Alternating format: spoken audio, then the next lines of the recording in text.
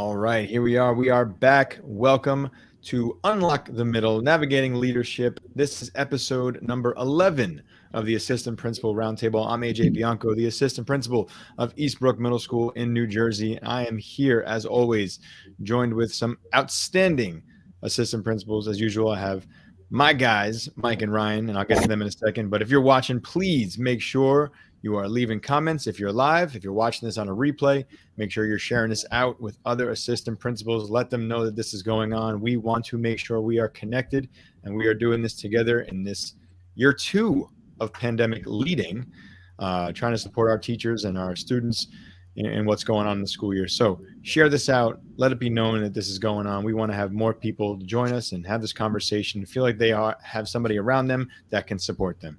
So without any further ado, we're going to get started. I'm going to kick it down to my guys, Mike and Ryan. Mike, how you doing? AJ, what's happening, guys? How's everybody doing out there? I'm Mike Lavelle, the assistant principal over at Oxford Middle School. I'm coming at you from Massachusetts here. It's freezing out here right now. Just to let everybody know that. And we're well into the school year now. I mean, things are ready to rock and roll. We're going to talk about burnout this week, but it's a real deal thing, and it's real and live and uncut, and we can't wait to talk to our guests about it. So kick it over to you, Ryan. Thanks, Laval. Thank you, Mikey. Hey, this is Ryan Scott. I'm coming to you from Western Kentucky. Good old, actually, I work at Webster County High School. It is in Dixon County, Dixon, Kentucky, which is in Webster County, Kentucky. It's up on the western side of Kentucky. I'll tell you what, this time change, I don't know if time changes everywhere. I should have learned that in school, but it is kicking my butt. I love the sun. I need the sun.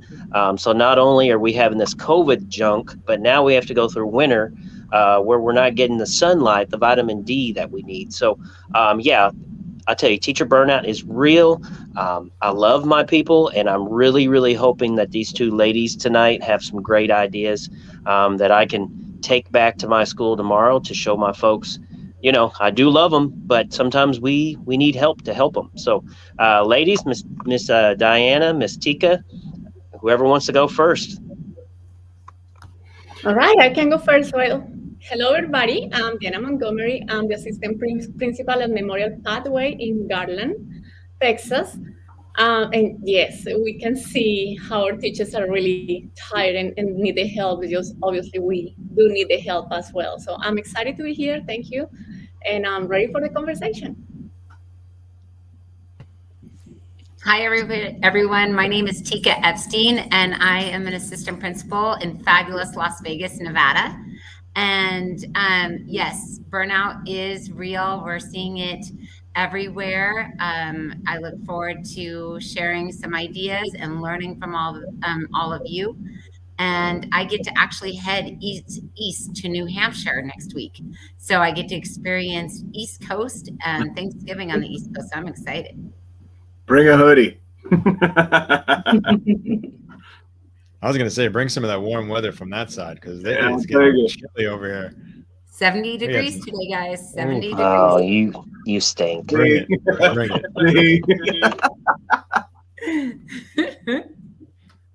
All right, so let's get started. So we're throwing around the word burnout, right? And burnout is such, I don't want to say it's such a term that is just so easily tossed around now. I feel like everybody is experiencing burnout, but let's talk about personally. Are you experiencing burnout in any ways? I know before the show, I kind of told you guys a little bit about how I was feeling and, the up and downs of what we do.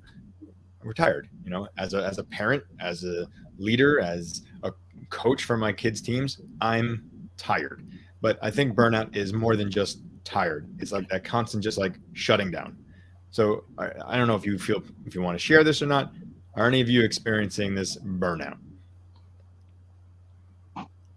Yeah, I tell you, I'll go first if you guys don't mind. So I tell you, you guys will understand the AP position is kind of like in a weird spot because we're kind of like in the middle of, we're not the top, but we're not the teacher. And so we have literally everybody coming to us sometimes. And secondary trauma sometimes is very real for us. And I would say probably the 4 of you and anybody out there is listening as well, we are very servant-led. I take on my people's emotions, and honestly, like, my people are struggling, I'm struggling. And then on top of that, I'm struggling because I don't know how to help them struggle. And so every day I'm trying to support my students that have had a extremely jacked up year and a half. But then in the same time, I'm trying to support my teachers as well, who are dealing with the behaviors from students that have had a very jacked up year and a half. So, yeah, I would definitely say burned out, stressed out, worn out, all of the above. Letter E. And it's only November. And it's only November. Yep. I have to agree with you. It's, for me, as a brand new assistant principal, one of the difficult things for me is just try to figure out how to solve everybody's problems. I want to be the person who they can come to and, okay, I have this issue and I want to solve it, but obviously it's new for me as well. So I need to figure out how to ask, who I need to ask, where do I have to go. So that is a little bit of kind of carrying the load for everybody is difficult right now because of my new, I guess, position. However, I have found a way to kind of carry this with me just as a group. I really work in a space that everybody just is a family. So when everybody's down, I actually find somebody who is, okay, how can I help you? We can find it this way. So as a group, I guess we kind of carry each other.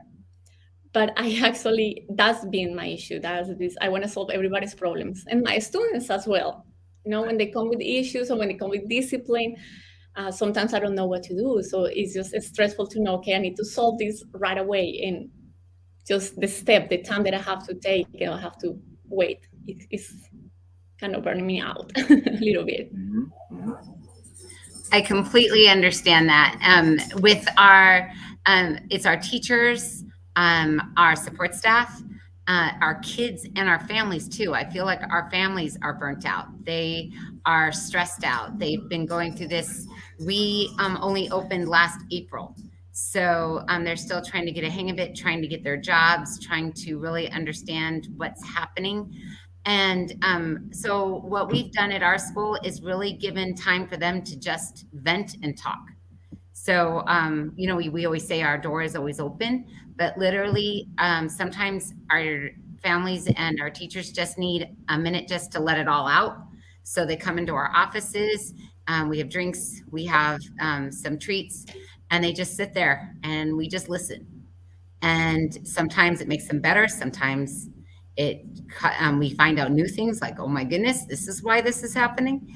But I feel like just giving them the opportunity to just talk and it's opened more doors and built better relationships and helped some stress.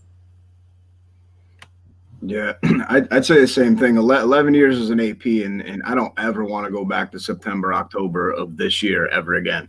This last 2 and a half months have been nothing like it. I don't think anybody's ever seen before. I mean, we look to our veteran staff, or we'll look to our veteran leaders, and they'll be like, I don't know. I don't have the answer. So from restorative practices to punitive justice, restorative justice and punitive measures, we have tried a lot already in our toolboxes that we've gotten from everybody. And I think some of it's working and some of it's not. And I think that's real frustrating too. What I have learned over my years as an AP, being seasoned, is that I can't absorb this, all the, like ladies have mentioned it, perfect.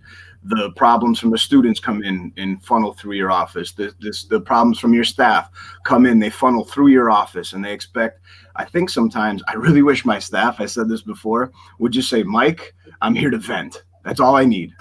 Because here I am trying to problem solve, right? If I know you're just venting, okay, I can sit and listen. I can be a different sort of I can absorb, but I can also deflect. Right? I know I don't have to do anything.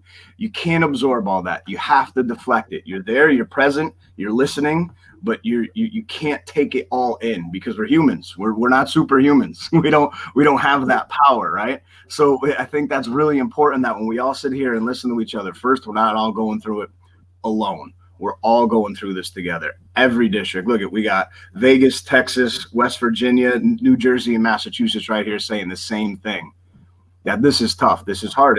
And we're going to get through it. And forward is a pace, right? We're going forward through the school year. We're going to make it. We're going to eventually go, it's going to be winter and spring. And I couldn't say it better, Ryan. This time change is ridiculous. Arizona and Hawaii, by the way, those two states got it right. They don't observe that at all. So we got to hop on board here and stop messing with the clock. Like, let's just get our sleep and our stuff in order and just forget that for a minute. But we're gonna get there. We're gonna keep moving forward. We're gonna help each other out through this, and that's the reason why we do this show is to let everybody know that we're not alone. We're all going through this stuff together. And who we need help from, if there's anybody out there in our viewing community, the psychological and psychiatric professional field, professional mental health help. We need you in education. Mm-hmm. We need you in public schools.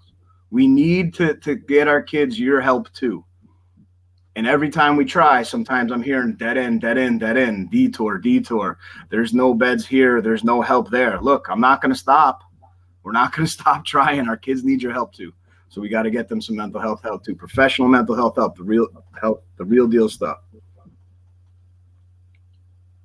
I think it's so hard because, as Diana said, as a new assistant principal, I feel like I'm in the same boat, right? This is year 2, but it still feels like year 1 because I'm dealing with the problems I didn't deal with last year.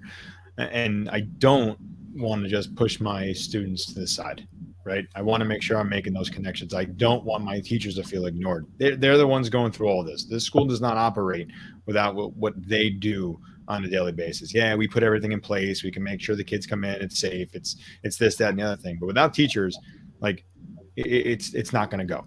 School is not going to run. So when a teacher comes up to me, hey, do you have a minute? I don't like going, yeah, but I really have like a minute. But no, because my time is dedicated to them. So I am absorbing. I am taking in their situations. I am feeling those problems that they might have. If it's a problem with a student, but yep, send it to me. I'll take care of it. Yep, I can help you with that. Yep, you want curriculum? Yeah, you need day off? Oh, you got this? Look, I talk about this all the time. Lunch duty is my thing with the kids. And if a teacher is not coming to lunch duty, I got to be honest. I'm just like, okay, don't worry about it. Go sit down, take a breather, put your feet. I got this. I'll control the cafeteria. So I am taking on a lot. And September and October, just like getting my sea legs and trying to feel this new normal, it was hard. And I'm finally like getting over that. Maybe it's because we've had some breaks here in New Jersey with teacher convention and now Thanksgiving coming up. But September and October combined, those were a lot of weeks packed together with a lot of things, whether it's discipline, whether it's grading, whether it's new curriculum and all these different things that were thrown at us. But I think we're only going to go up, as we keep seeing here in the comments, and as I think Mike, you were just saying, got to move forward. Josh saying move forward, Suzanne saying move forward. The only thing we can do is move forward. So let's take that idea of forward, and how do we push our teachers forward so they can kind of get this weight off their shoulders, whether they put it on us or put it somewhere else. For right now, what are we doing for our staff? I'd love to hop in really quick on this one. I think the most important thing we can give them is time. Let's be honest. Let's be open and honest with each other. We've always been on this show. Time away from our buildings, with our families, recharging, shutting the Chromebook, shutting it down, really disconnecting and recharging your batteries and getting yourself back to your building 110% is the best thing that we can do for ourselves and for our faculty. So when we talk about what can we do for them, we have to take care of the caretakers, right? We're the caretakers. Mm-hmm. We're the ones who the whole community or the whole county sends their kids to us. Well, we got to take care of ourselves in order to take care of them. I think the way to do that this year is to disconnect. You have to disconnect. I had a day off yesterday. My puppy got paw surgery and all this business. Doing just fine right now, by the way. But I told myself, I'm like, no, I can't do that and check these emails, these bark notifications that we get from our email, right? I can't do it. One came through as urgent. Sure enough, popped it open. I'm messaging my principal. I'm not even there.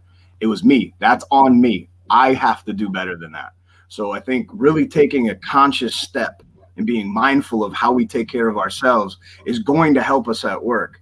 And our faculty members too. We got to give them time away from building and away from what we're doing. So when we come back, we can come back recharged and 100%. You know, something that my administrator does, and I actually love, is he celebrate accomplishments from our teachers, and he opened also space for them to come and for us to go and talk to him about anything. We say, come and get a donut and talk about anything. That's every Friday. So like we talk about it, we would like for our principal teachers to come to us and kind of vent. So he opened that space for us to just go and talk. So that's really, really nice. He's also very, and I'm so following on this, is he respect their personal time. We have a meeting, and this meeting doesn't go farther than the moment that the day ends at school. We're not going to go over because everybody wants to go home.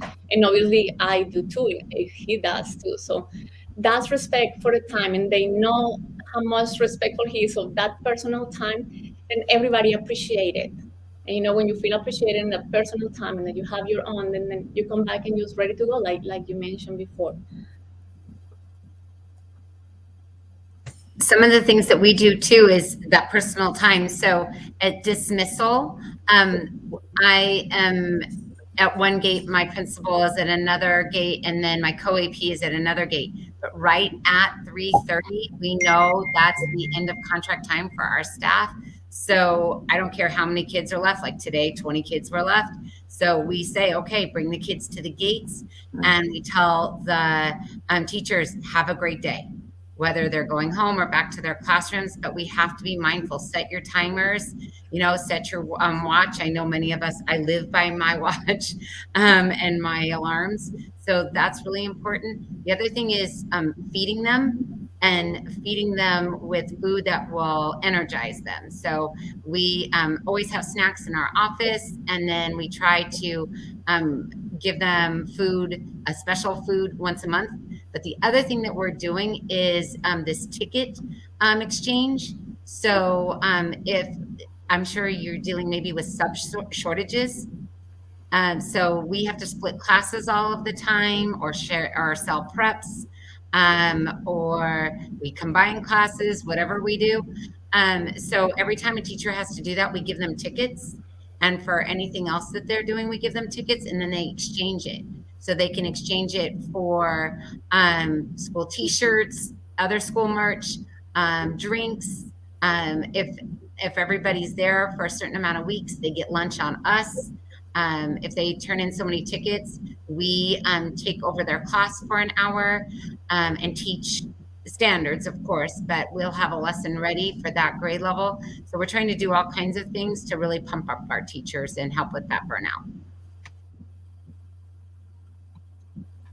I'm definitely going to have to reach out to you on that. That's a great idea, and I think after this, I will be emailing you. But I have a couple things now.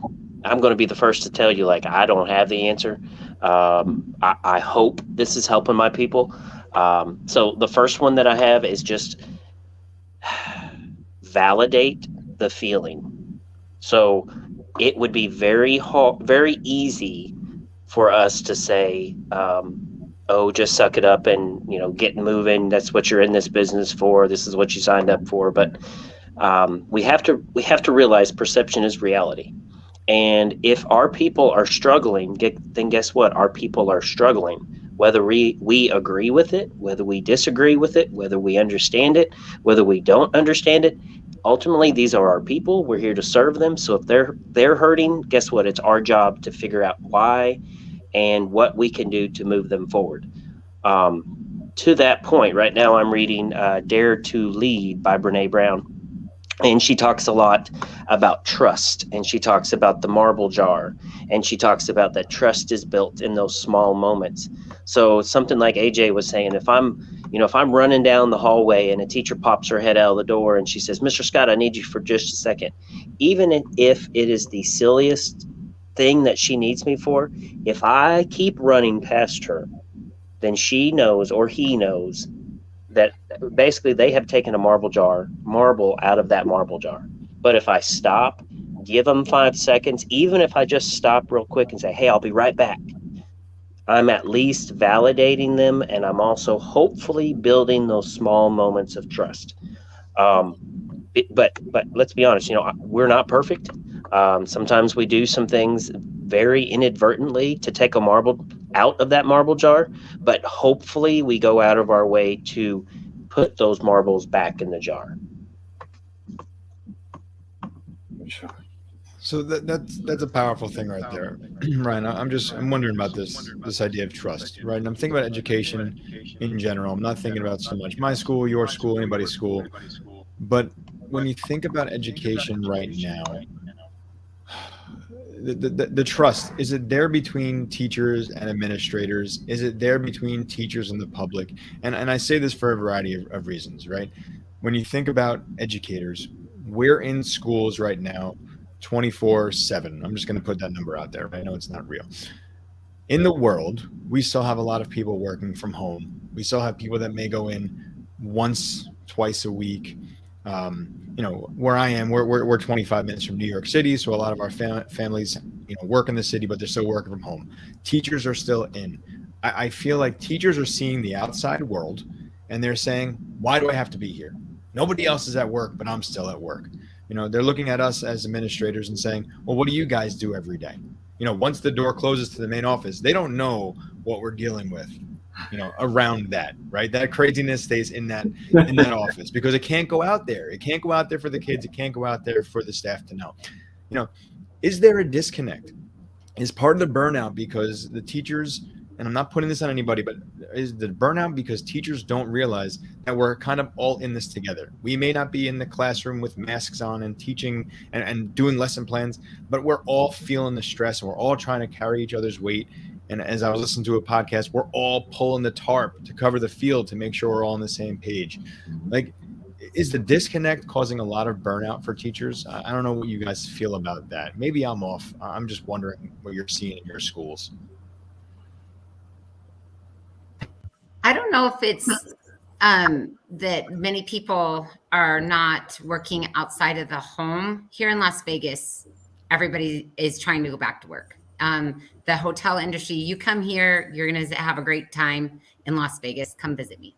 But I think part of our teacher burnout, to be honest, is some of the behaviors. And I'm not just talking about the kids, because the kids, who do they learn it from? They learn it from the adults. And some of the things that we're seeing from families, and like I said earlier, the burnout is real for them. And I think they just don't know what to do anymore. They're tired. They're very, very tired. And it's a trickle-down effect so if the families are tired, the kids are tired. If the kids are tired, the teachers are going to be tired trying to engage them. And with us, and I'm sure with all of you, you guys have been custodians this last few months because of lack of custodians. You've been teachers, classroom teachers, because of lack of subs.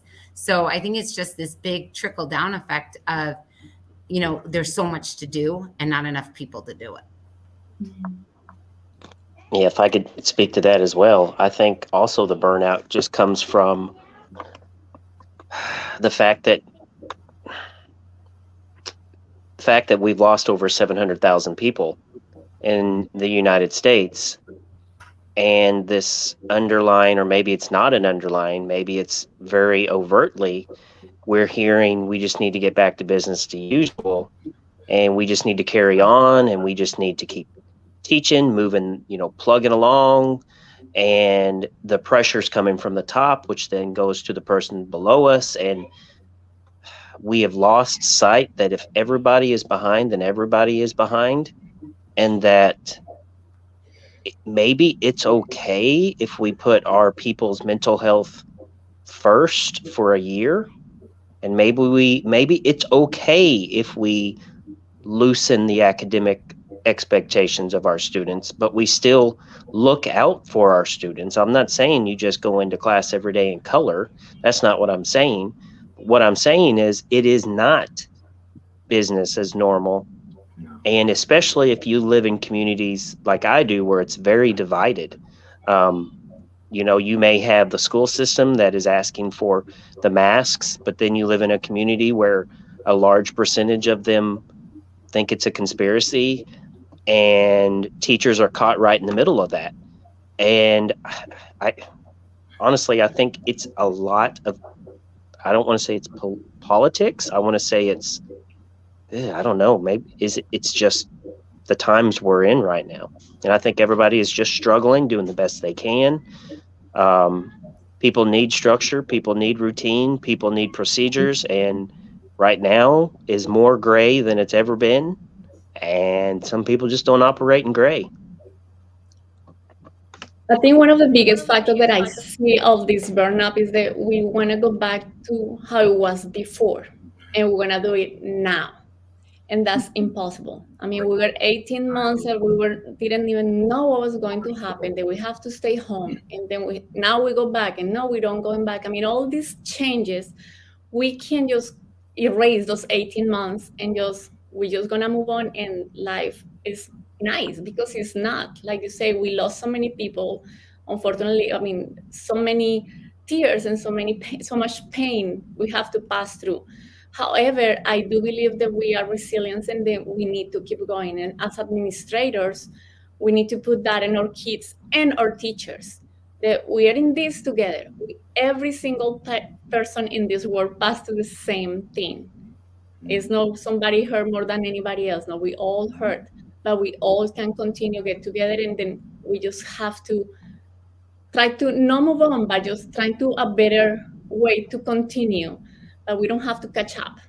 It's okay to slow down. It's okay to step back and, okay, let's start all over again. I hear that's very well said. Everybody here right now is on fire. I think we're all hitting on a lot of different things that people in our field, in our positions, are feeling right now. And I think it's almost like we need to give ourselves permission. We have to be okay with it. We have to be all right with slowing down for a moment, giving it a second, and just saying, look, we're here for these kids. We're here for each other. We're here for the community, but we're here for us too. A lot of us feed our families with these jobs, right? We do everything we possibly can to be the best that we possibly can for everyone else and ourselves too. So I think it is important. And one of the things that, we got to start to talk about combating some of this burnout, or doing things for ourselves too, right? And one of these things is, it comes from a podcast, the Happiness Lab. It's called the Delight Hunt, right? You're hunting for delights throughout your day. You can think of a million things when you wake up in the morning to when you get in the car and go to work that are going to piss you off, right? They're going to make you upset. That's easy. The guy, cutting you off that's all easy. This one's out, that one. We need to divide classes and do all those things are always going to be there. This doesn't make any of that easier. But as you're going through your day, you really kind of check it out. And after your day's over at school, you reflect, what are the things that gave me delights? And I found myself doing that on my 40-minute commute home. My wife would be like, Mike, what's going on at school? You're in a really good mood. It's bad out there. What is going on? I'm like, no, I'm just trying to figure out what's getting me through the day. And those things are so important right now. Those things that you look forward to get through your day. It sounds crazy, but it's true. The lunch Mike, I do that every not lunch detention, but lunch itself in the cafeteria. I got 5th, 6th, 7th grade, all with me. I'm talking with them. I'm going outside with them. I'm not asking them. I'm not putting any academic demands on them. I'm talking Celtics. I'm talking, different sorts of things that we have going on in the school community. The OMS newspaper and what we can put in there. We did trick or treat for the troops, right? Community service learning projects. We donated 80 pounds of candy to the local veterans. These are the things that get us through. These are the things we need to focus on. Focus on all that other stuff. Here comes that anchor around our neck. Here comes that burnout. You can feel it. You can see it. So that hunting for the delights, the hunting for happiness. And then as you go through your day, you can kind of switch it up and be like, all right, I'm looking for delights now. I'm looking for happiness now. It's like a Jedi mind trick. It's great. It's like meditation in motion. So I feel like, it's getting a little psychological there, but it's the truth. And it's the Happiness Lab, and Dr. Lily Santos, check it out if you want. I'm not plugging anybody. I don't know her. It's one of these things that help us gets me through. And I really, really enjoy kind of that rewind in my mind, because there's a million things you could say that I should have done this better. I should have said this to that parent. Or I kind of like lost it because this kid was in my office 5 times today, right? Like, dude, these are real things that happen. I just talked to you about, and the kid's back down in your office, right?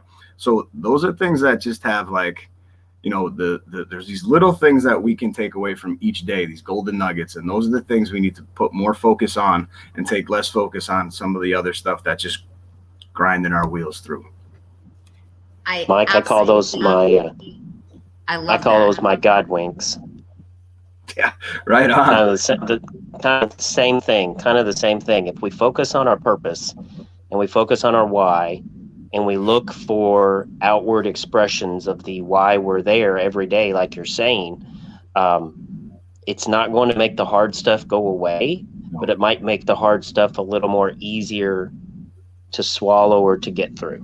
You don't spend as much mental energy on those hard things. You focus your mental energy on the things that bring you happiness in this job. And or APs, let's be honest, there's not a lot of good news coming through the door, man. There's just not. Like, don't sugarcoat it. We are real deal on this show, and it's tough sometimes. Like, I keep our report cards just came out for our first quarter. I keep the high honors and honor roll students list. I keep that list in my office visibly for me to see, highlighted in green and blue.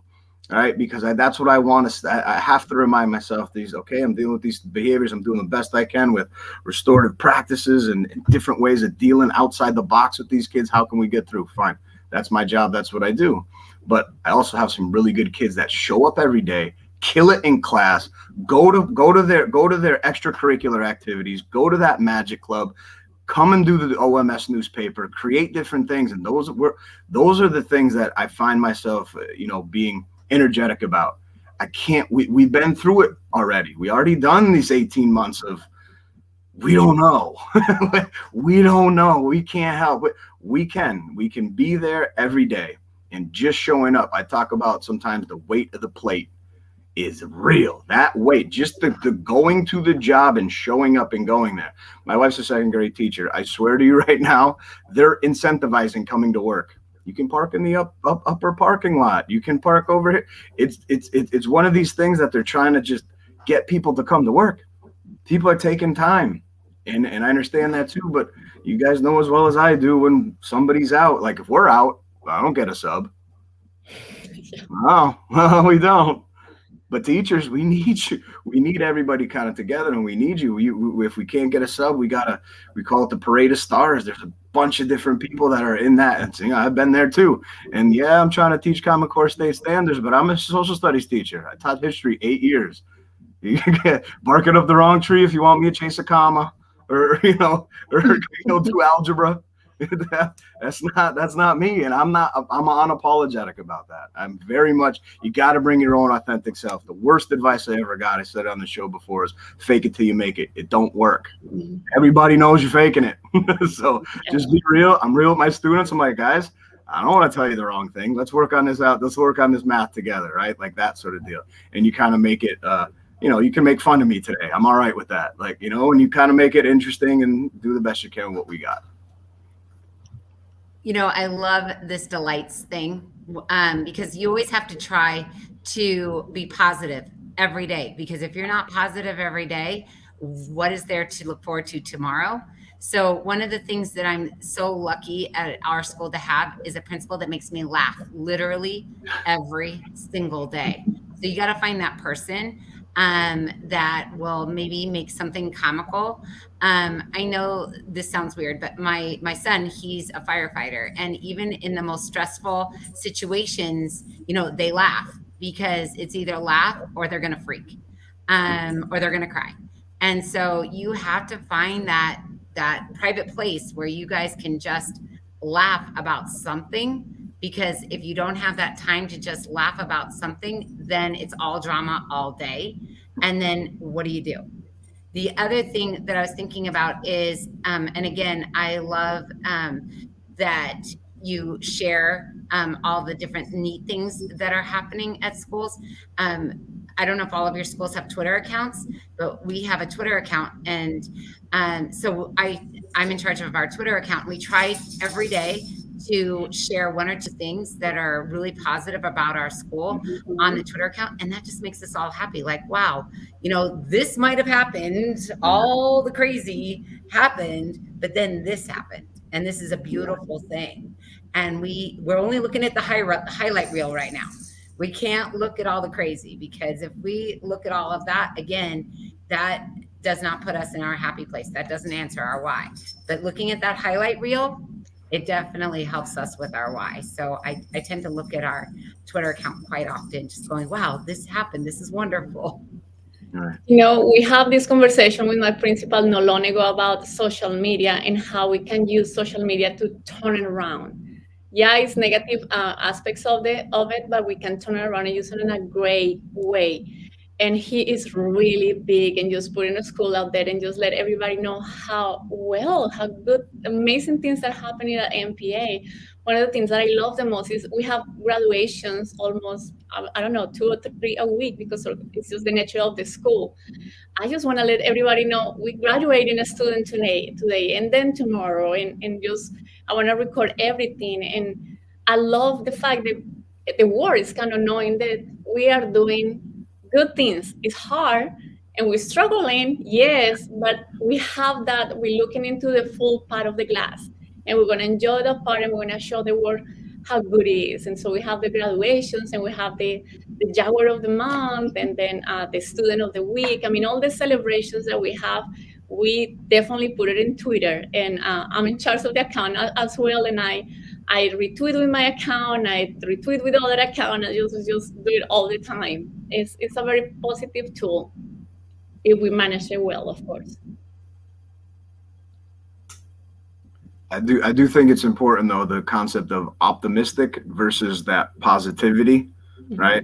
That positivity can be toxic. Like we can't expect everybody to be, this is awesome. It's not. Yes. We can be optimistic that it's going to move forward, and we're going to get better, and things are going to get better, and we're never going back to September, October. It's never happening. It's in the rear view. We're not going back there. We're going forward no matter what. And that's optimistic. The positivity is great when it's authentic and real. You got to bring that realness.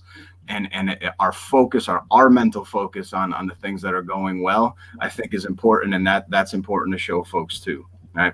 You're struggling, and acknowledging that you're struggling and hurting, but also we got good things going on, and we are not alone. Look at the people represented just here right now on the screen. We're all saying the same thing. That's a huge help in itself. It helps in itself to get it off your chest, but it also helps, to know that we're supported. You guys got, emails, and we're all there for each other, and it's so super important. Well said, Mike. I'm so glad you mentioned that about positivity, because I think as a group, when an issue is coming, it's important just for us as an administrator to say, okay, we have this problem. How are we going to get together? No, how can I help you? How can I get it better? Just, okay, let's get together. How we are going to move forward and solve this situation or something. So I guess positivity is not like I'm going to fix the problem and yeah, we can do it. It's just like, okay, let's stop, think about it, and we together can fix it. That's such an important point. Yeah. We together, they have to know, our families, our kids, our staff, yes, our each other. We have to know we're in this together. You can't do this alone. Nobody can. We can't be in our silos. We can't close the door. You know how teachers back in the day, we would close our door. Okay, whatever's happening outside, that's happening there, but we're going to be, no. Everybody has to work together, and we have to support each other. When teachers or families or students come in, what can we do to make it better? What can we do to help you so that, you have that twinkle in your eye again? You can see when a person is just, they've had it. And we've seen that too often in the last 18 months. We got to figure out what can we do that it might be a little thing, but it might be giving them that ticket that I talked about earlier, or just sharing a positive moment. But we got to figure out that one thing to put that twinkle in that person's eye. Yeah, I think that's well said by everybody. I think there's so many things that we have to kind of keep in mind as we move forward.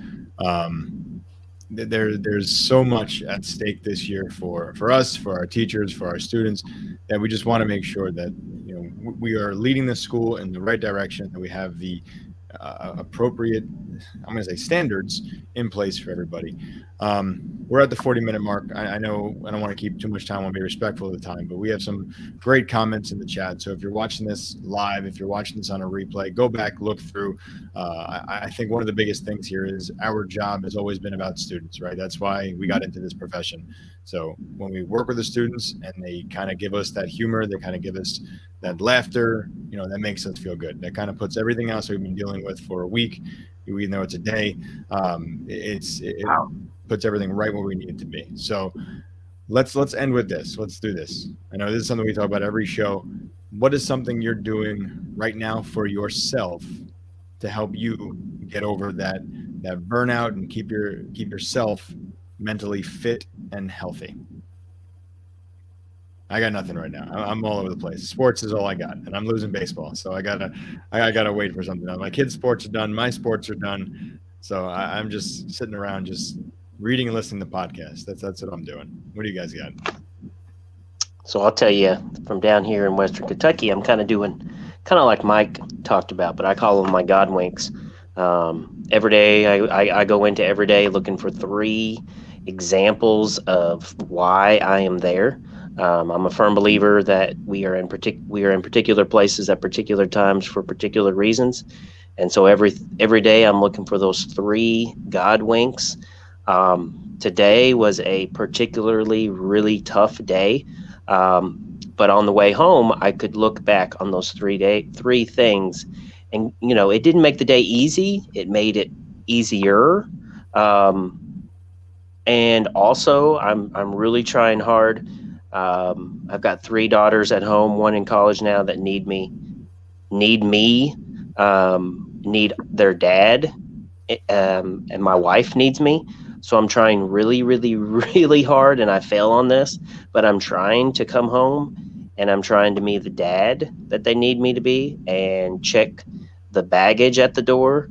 Any parent out there knows the best thing to cure the woes is to cuddle with your kids. So, trying to do that. And then the God winks, and then my buddy Josh Tovar. I'm like him. I'm at the gym every morning by 5. That's just, I got to take care of my temple. I love that, Ryan. You take care of yourself, and you got to take care of your family. Family's always first, always first. I let myself go over the pandemic. I thought standing up 10 hours a day, at a standing desk, was a good thing. No. I'm like many other people, gained a whole lot of weight, and didn't take care of myself through the whole pandemic. And so for the last 4 months, I've been really working hard to lose weight. I still have some weight to go, but I've lost a lot. And it's, I said, it's not just for me. I've got a husband. I've got 2 adult children that I want to do fun things with. They're adults now. Let's go. We can do other fun things together. So, and the other thing is, we're not waiting. Like, we're going to go visit our daughter. We're going to go on trips with our son. They're going to come home, and we're going to do things together. It's that quality time over quantity time, and making it the best ever. And at school, living every minute, and trying, like you said before, trying to find the positivity even amongst whatever else is happening, and reflecting on that and not thinking of any of the negativity later. For me, is I hold on to my faith. That's kind of like a guide me in every single, I use my faith in everything. And that you call me crazy, but I run marathons, so I decided to start running and train again for the Dallas Marathon. So hopefully we'll see how it goes. But the other thing, like you say, is family. I come home and I just can't wait to see my daughter. She's big in sports. She plays every sport because mom tells her to. But that's my time with her, and my husband will just go and see her practicing and playing and all these things. So I try just to come home and just leave everything on the side, even though sometimes she's the person who listens to me. Is it, guess what happened today at school? But it's our time anyway together. So I guess it's just that. It's just my faith, my daughter, and obviously exercise has been always a big part of my life.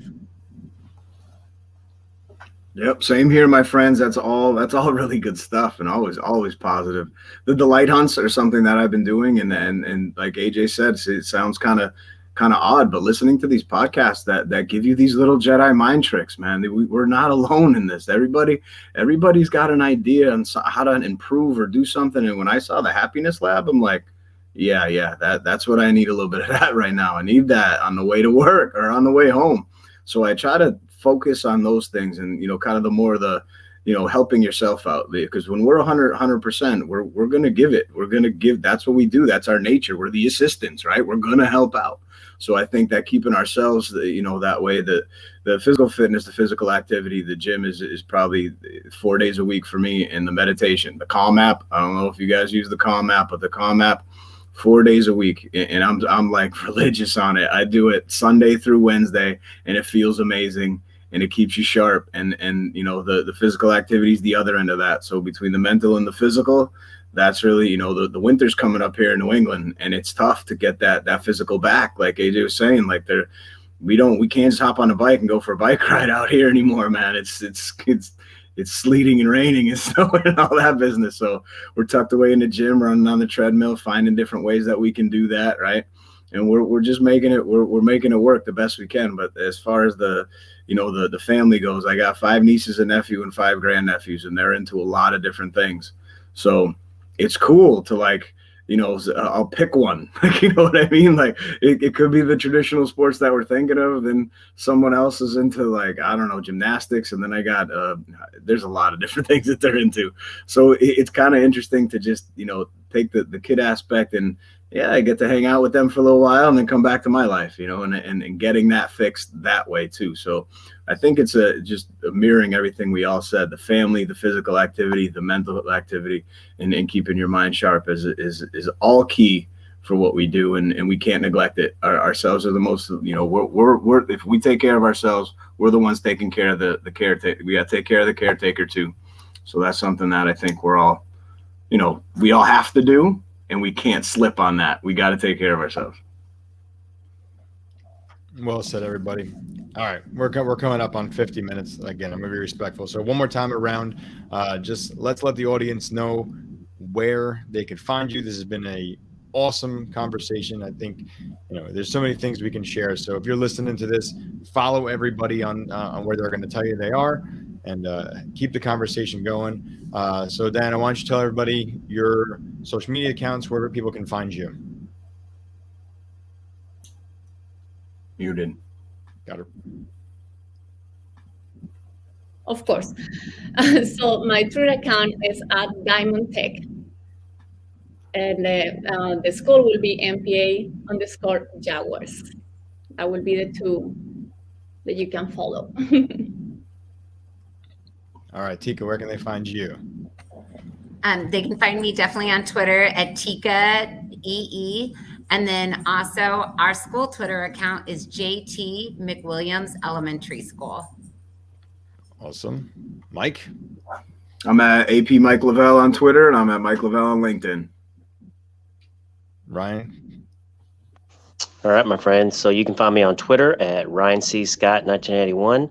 Instagram, Ryan Scott 1981.